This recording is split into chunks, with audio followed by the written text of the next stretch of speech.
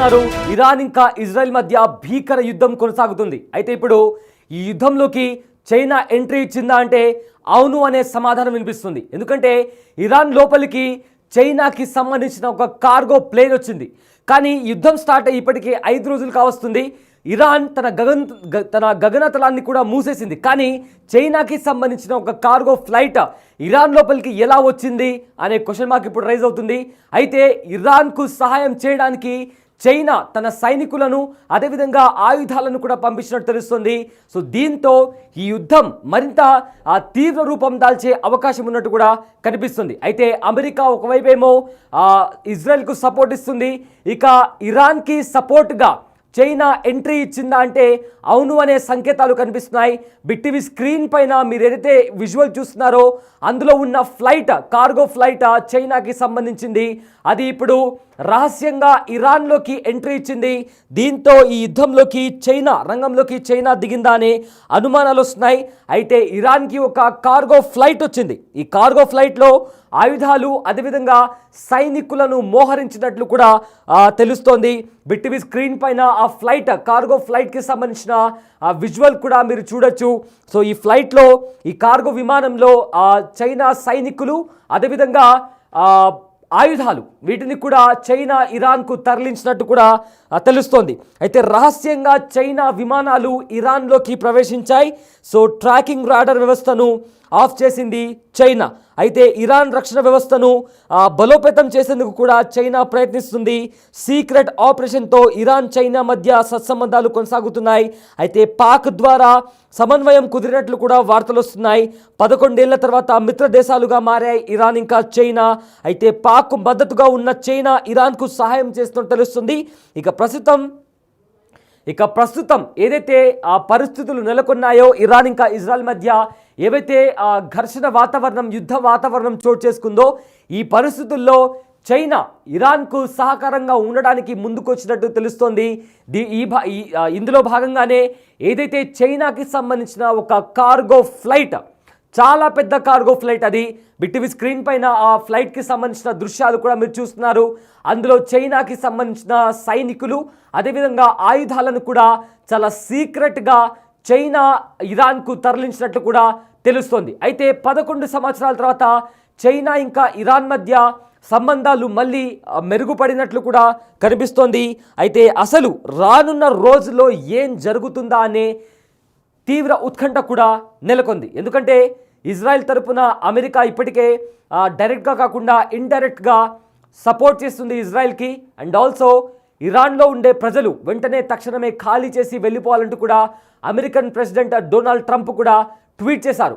మరోవైపేమో పాలస్తీనాని ఆక్రమించుకున్న non Palestinians ఎవరైతే ఉన్నారో వాళ్ళు కూడా వెంటనే ఆ ప్రదేశాన్ని ఖాళీ చేసి వెళ్ళిపోవాలని కూడా ఇరాన్ కూడా హెచ్చరించింది. అండ్ ఆల్సో ఎవరైనా ఇజ్రాయెల్కు మద్దతు తెలిపే ప్రయత్నం చేసినా లేదా ఇజ్రాయెల్కు మద్దతు తెలిపినా ఇజ్రాయెల్ తరపు నుంచి డిఫెండ్ చేసుకోవడానికి ప్రయత్నించినా కూడా వాళ్ళ ఆర్మీ స్థావరాలపైన అదేవిధంగా ఏ దేశమైనా కూడా, అది అమెరికా కావచ్చు, ఫ్రాన్స్ కావచ్చు, బ్రిటన్ కావచ్చు, ఈ దేశాలపైన దాడికి చేస్తామంటూ కూడా ఇప్పటికే చాలా స్పష్టంగా ఇరాన్ చెప్పింది. సో ఇవన్నీ జరుగుతున్న నేపథ్యంలో ఇప్పుడు అమెరికా కూడా ఇరాన్కు వార్నింగ్ ఇచ్చింది. ఒకవేళ అటాక్ చేయాలి అనే దుస్సాహసం చేస్తే వెంటనే గతంలో ఎన్నడూ కని విని ఎరుగని రీతిలో కూడా దాడి చేస్తామంటూ కూడా ఇప్పటికే అమెరికా కూడా వార్నింగ్ ఇచ్చింది. అయితే ఇప్పుడు ఈ యుద్ధంలోకి చైనా ఎంట్రీ ఇచ్చింది, డ్రాగన్ కంట్రీ ఎంట్రీ ఇచ్చింది. సో ఇప్పటికే ఈ యుద్ధం ఏదైతే ఉందో ముందుగా ఇజ్రాయెల్ ఇంకా ఇరాన్ మధ్య నెలకొంది. ఇప్పుడు అది కాస్త మెల్లగా ఈ యుద్ధం అనేది ఇతర దేశాలకు పాకుతుందా అనే క్వశ్చన్ కూడా ఇప్పుడు రైజ్ అవుతుంది. ఎస్, ఎందుకంటే చైనా డ్రాగన్ కంట్రీ ఇరాన్లోకి అడుగుపెట్టింది. ఇరాన్ దేశానికి రహస్యంగా సైనికులను అదేవిధంగా ఆయుధాలను కూడా తరలించినట్లు కూడా సమాచారం. చైనాకి సంబంధించిన ఒక కార్గో ఫ్లైట్ ఇరాన్లో అడుగుపెట్టింది. దీంతో చైనా ఇండైరెక్ట్గా ఇరాన్కు సహాయం చేస్తుందా అనే ప్రశ్న రైజ్ అవుతుంది. సో ఏం జరుగుతుంది? ఎందుకంటే ఇప్పటికే చాలామంది విశ్లేషకులు కూడా చెప్పారు, ఒకవేళ పొరపాటున కూడా ఎవరైనా ఏ దేశమైనా కూడా ఈ న్యూక్లియర్ వెపన్స్ని వాడితే అది కాస్త 3వ ప్రపంచ యుద్ధానికి దారి తీస్తుందంటూ కూడా ఇప్పటికే చాలామంది ఎక్స్పర్ట్స్ చెప్తున్నారు. సో ఏం జరగబోతుంది? ఒకవైపేమో అమెరికా ఇజ్రాయెల్కు మద్దతు తెలిపింది, మరోవైపేమో చైనా ఇరాన్లో అడుగుపెట్టి ఇరాన్కు సహకారాన్ని అందిస్తుంది. సో ఇవన్నీ పరిణామాలు జరుగుతున్న నేపథ్యంలో ఏం జరుగుతుంది అనే టెన్షన్ వాతావరణం, ఆందోళనకరమైన వాతావరణం కనిపిస్తుంది. సో ఫర్దర్గా ఇరాన్ తీసుకుపోయే చర్యలు కావచ్చు, ఇజ్రాయెల్ చేయబోయే దాడులు కావచ్చు, వీటన్నిటి మధ్య ఎలాంటి పరిణామాలు చోటు చేసుకోబోతున్నాయని ఒక క్వశ్చన్ మార్క్ అయితే చాలా పెద్ద మొత్తంలో వినిపిస్తుంది. సో ఫర్దర్గా ఇప్పుడు ప్రజెంట్ డొనాల్డ్ ట్రంప్ కూడా ట్వీట్ చేస్తున్నారు. వెంటనే ఏదైతే టెహరాన్లో ఉండే ప్రజలు కూడా టెహరాన్ని ఖాళీ చేసి వెళ్ళిపోవాలని కూడా అన్నారు.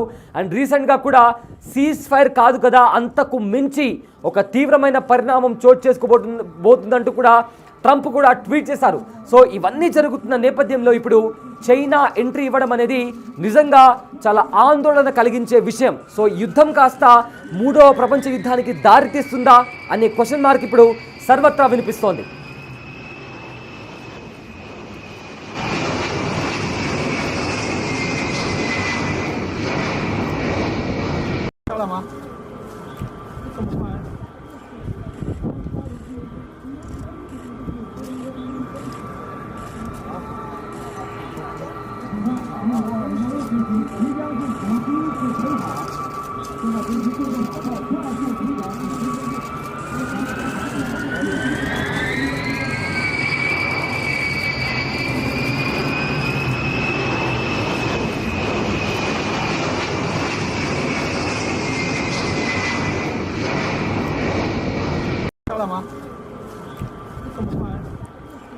ఎస్, అయితే ఇజ్రాయెల్ ఇంకా ఇరాన్ మధ్య జరుగుతున్న యుద్ధాన్ని కారణంగా ఇప్పటికే చాలా వరకు కూడా ఏం జరుగుతుంది అనే ఒక చాలా వరకు కూడా టెన్షన్ వాతావరణం నెలకొంది.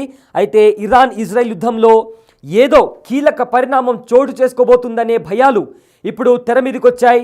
G7 సదస్సు నుంచి అమెరికా అధ్యక్షుడు డొనాల్డ్ ట్రంప్ వాషింగ్టన్కి వచ్చేశారు. పైగా ఆయన నేతృత్వంలోని ఒక ఆయన లీడర్షిప్ కింద ఒక సిచ్యువేషన్ రూమ్ని కూడా ఏర్పాటు చేయాలని కూడా ఇప్పటికే అధికారులకు ఆయన ఆదేశం ఇచ్చారు. అయితే అందుకు కారణం ఏంటి? ఇరు దేశాల మధ్య శాంతి చర్చల కోసం ట్రంప్ ప్రయత్నిస్తున్నారని ఫ్రాన్స్ అధ్యక్షుడు ప్రకటించగా ఆ ప్రకటనను తోసిపుచ్చారు ట్రంప్. శాంతి చర్చలు కాదు, అంతకు మించి జరగబోతుందంటూ కూడా ట్రంప్ ప్రకటించడం ఇప్పుడు తీవ్ర చర్చానీయాంశమైంది. సో ప్రజెంట్ ఇరాన్ ఇంకా ఇజ్రాయెల్ మధ్య జరుగుతున్న యుద్ధం నేపథ్యంలో ఆ యుద్ధం ఏదైతే ఉందో తారాస్థాయికి చేరింది. సో ప్రజెంట్ ఇజ్రాయెల్ ఇంకా ఇరాన్ కాల్పుల విరమణకు ట్రంప్ ఆఫర్ చేశారని ఫ్రాన్స్ అధ్యక్షుడు తెలిపారు. అయితే ఫస్ట్ అయితే దీనికి సంబంధించి కూడా ఈ వార్తలన్నీ బయటకు వచ్చిన తర్వాత ట్రంప్ ఆ ప్రకటనని కూడా తోసిపుచ్చారు. పబ్లిసిటీ కోసమే మెక్రాన్ అలాంటి ప్రకటన చేసి ఉంటారని, అసలు ఏదైతే జరగబోతుందో అది ఎవరు కూడా ఊహించలేరని కూడా చెప్పారు.